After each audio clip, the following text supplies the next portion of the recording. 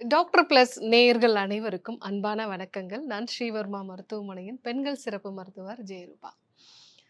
அடிக்கடி உடம்புல அலர்ஜி உண்டாகிறது. திடீர்னு உதடு வீங்கிடும், கண்ணுக்கிட்ட வீங்கிடுது, முகமே வீங்கிடுது. கை கால்லாம் செவந்த நிறத்துல தடிப்புகள் உண்டாகிறது. அரிப்பு அதிகமா இருக்கிறது. இதுக்காக நான் மாத்திரைகள் போட்டுக்கிறேன் டாக்டர். ஆனா, நான் ஒரு நாள் மாத்திரை போட்டேன்னா, அந்த ஒரு நாள் இல்ல. அடுத்த நாள் நான் கண்டிப்பா மாத்திரை போட்டே ஆகணும். ஸோ டெய்லியும் மாத்திரை போடக்கூடிய நபர்கள் நெறைய பேர நம்ம பார்க்குறோம். ஒரு சிலருக்கு எப்படி இருக்கும் அப்படின்னா, ஒரு குறிப்பிட்ட வகையான உணவுகள் சாப்பிடும்போது மறுநாள் அலர்ஜி இருக்கும். ஸோ சில சமயங்கள்ல என்ன சொல்லுவாங்கன்னா, "டாக்டர் நான் ஹோட்டல்ல சாப்பிட்டேன் அப்படின்னாலே எனக்கு அலர்ஜி ஆயிடுது. ஸோ வீட்ல அதே ஃபுட்டு சாப்பிட்டா எனக்கு அலர்ஜி ஆகுறதில்ல. ஆனா ஹோட்டல்ல சாப்பிடும்போதே எனக்கு அலர்ஜி ஆயிடுது." இன்னும் சில பேர்லாம் சொல்லுவாங்க, "டாக்டர் என்ன ஃபுட்டு சாப்பிட்டேனே தெரியல. இதே ஃபுட்டு இதுக்கு முன்னாடியும் நான் சாப்பிட்டுருக்கேன். ஆனா இன்னைக்கு என்னன்னு தெரியல எனக்கு உடம்புல அலர்ஜி உண்டாயிருச்சு." அப்படின்னு சொல்லுவாங்க. ஸோ இந்த மாரி உணவுனால அலர்ஜி ஆகக்கூடிய நபர்களையும் நெறைய பேர பார்க்குறோம். ஒரு சிலருக்கு பார்த்தீங்க அப்படின்னா, எனக்கு பீரியட்ஸ்க்கு முன்னாடி மட்டும் முகம்லாம் வீங்கிரும் டாக்டர்.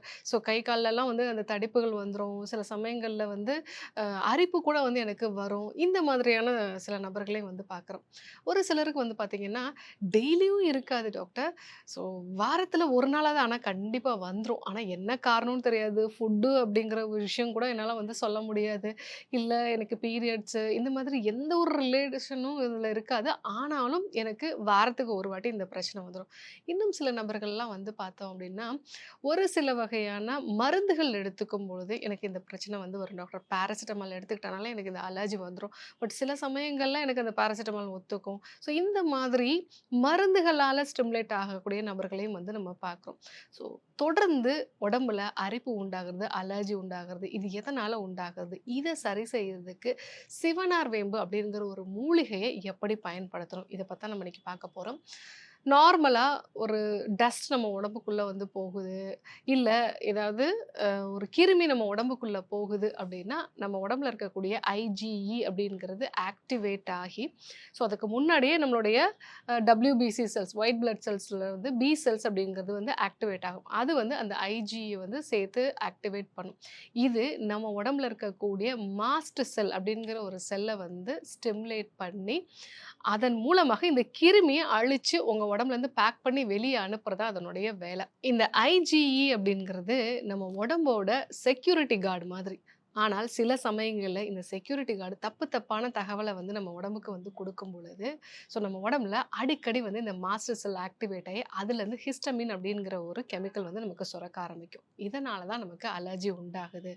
இது சிலருக்கு பரம்பரையாக வரலாம்.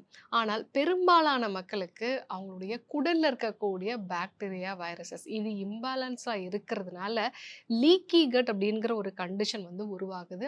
அதனால தான் இந்த பிரச்சனை வருது. பட் சமீப நாட்களா நெறைய பேர நம்ம பார்க்குறோம். அ 15 வயசு, 16 வயசுலயே தைராய்டு பிரச்சனை இருக்குன்னு சொல்லுவாங்க. அவங்களுக்கு பார்த்தீங்கன்னா, சைல்ட்ஹுட்ல இந்த மாதிரி டஸ்ட் அலர்ஜி இருக்கும் டாக்டர். அதே மாதிரி உடம்புல அடிக்கடி அலர்ஜி வரும். ஒரு குறிப்பிட்ட சில ஃபுட் சாப்பிட்டா ஒத்துக்காது.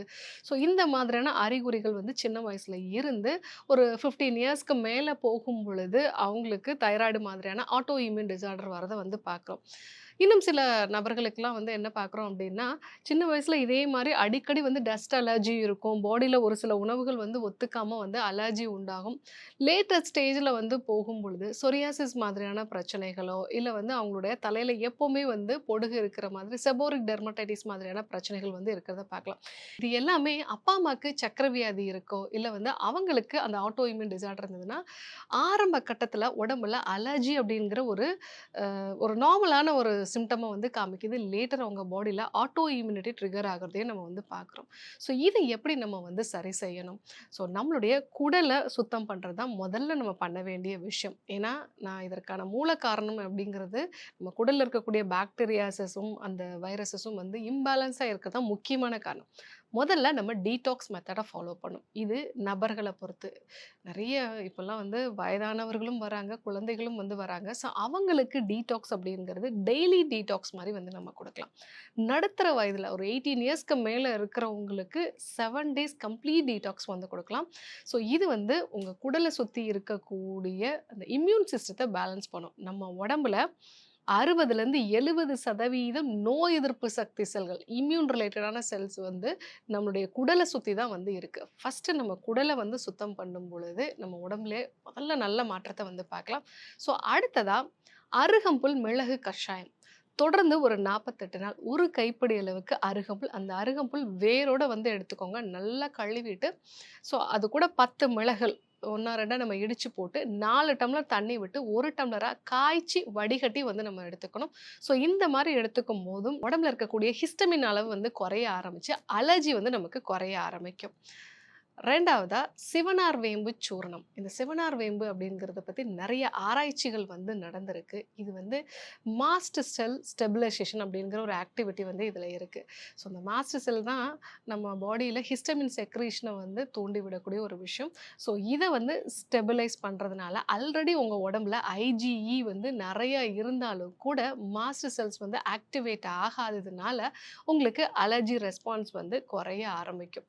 ஸோ சிவனார் வேம்பு சூரணம் வந்து 1 டீஸ்பூன் அளவுக்கு பாலோட சேர்த்து நம்ம வந்து எடுத்துக்கணும். இல்லன்னா வெதுவெதுப்பான வெந்நீரோட வந்து சேர்த்து எடுத்துக்கலாம். பாலோட சேர்த்து எடுத்துக்கிட்டா இன்னும் அற்புதமான பலன்கள் கிடைக்கும். ஏன்னா, அது கொஞ்சம் கொழுப்பும், புரோட்டீனும் கலந்த ஒரு பானம். இது மூலமா நம்ம எடுத்துக்கும்போது, நம்மளுடைய இந்த நோய் எதிர்ப்பு சக்தி செல்களுக்கு டைரக்ட்டா இது போய் சேரும். அதுதான் அந்த அனுபானத்தினுடைய ஒரு மகிமையும் கூட. ஸோ சிவனார் வேம்பு சூர்ணத்த பாலோட கலந்து எடுத்துக்கும்போது, கண்டிப்பா நல்ல மாற்றங்கள வந்து நம்ம பார்க்கலாம். அடுத்ததா பித்த சமனி சிரப். உடம்புல அதிகமா பித்தமும், கஃபமும் வந்து பாதிக்கப்பட்டு, இல்ல சில பேருக்கு பித்தமும், வாதமும் வந்து பாதிக்கப்பட்டிருக்கலாம். பேசிக்கா பித்தம் தான் அவங்களுக்கு பிரச்சனையா இருக்கும். இந்த பித்தத்த குறைக்கிறதுக்கான உணவு முறை மாற்றங்களும், வாழ்வியல் முறை மாற்றங்களையும் ஃபாலோ பண்ணணும். ஸோ பாடி ஹீட் அதிகமாகாம எண்ணெய் தேய்ச்சு குளிக்கிறத வந்து வழக்கப்படுத்திக்கிறது. ரொம்ப ஸ்பைசியான ஃபுட்ட வந்து அவாய்ட் பண்ணிக்கிறது. லேட் நைட்ல தூங்குறத அவாய்ட் பண்றது. அடிக்கடி காஃபி, டீ இன்னும் சொல்லப்போனா ஸ்மோக்கிங், ஆல்கஹால் இது எல்லாத்தையுமே நம்ம வந்து அவாய்ட் பண்ணணும். ஸோ இது பித்தத்த குறைக்கிறதுக்கு ரொம்பவே யூஸ்ஃபுல்லா இருக்கும். இது கூட பித்த சமனி சிரப்பும் வந்து நம்ம எடுத்துக்கலாம். இந்த பித்த சமனி சிரப்பும் எடுத்துக்கும்போது, நம்ம உடம்புல இந்த அலர்ஜியோட அளவு வந்து நாளடைவுல குறைய ஆரம்பிக்கும். சில கேட்டகரி பீப்பிள் நம்ம வந்து பார்த்துருக்கோம். ஸ்ட்ரெஸ்ஸுனால உடம்புல அலர்ஜி ஆகும்.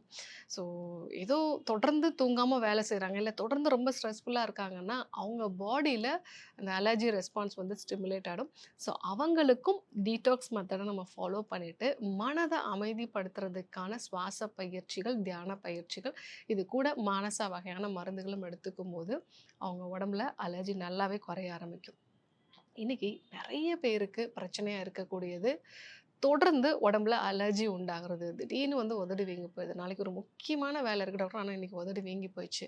ஸோ இந்த மாதிரியான ப்ராப்ளம் இருக்கிறவங்க, டீடாக்ஸ் மெத்தட ஃபாலோ பண்ண வேண்டியது பத்தியும், அருகம்புல் மிளகு கஷாயம், அது கூட சிவனார் வேம்பு சூர்ணம், அதே மாரி பித்த சம்மணி சிரப்பு, மன அழுத்தம் இருந்ததுன்னா மானசா கேப்சூல்ஸ் இதெல்லாம் எப்படி பயன்படுத்துறது அப்படிங்கிறத நம்ம தெரிஞ்சுக்கிட்டோம்.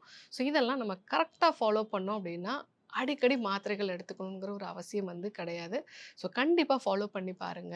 யாருக்கெல்லாம் அலர்ஜி சம்மந்தமான பிரச்சனை இருக்கு, ஆனா தொடர்ந்து மாத்திரைகள் மட்டும் போட்டு அத சப்ரஸ் பண்ணிட்டு இருக்காங்களோ, அவங்களுக்கும் இந்த வீடியோவ அனுப்பிச்சு வைங்க. இந்த அலர்ஜி பத்தி உங்களுக்கு ஏதாவது டவுட்ஸ் இருந்ததுன்னா, கமெண்ட்ல சொல்லுங்க. உங்களுடைய கமெண்ட்டுக்கு நான் ரெஸ்பாண்ட் பண்றேன். இல்ல அந்த கமெண்ட்ட படிச்சு பார்த்துட்டு, அடுத்து வரக்கூடிய வீடியோக்குள்ள அத பத்தி விளக்கமா நம்ம வந்து பேசலாம்.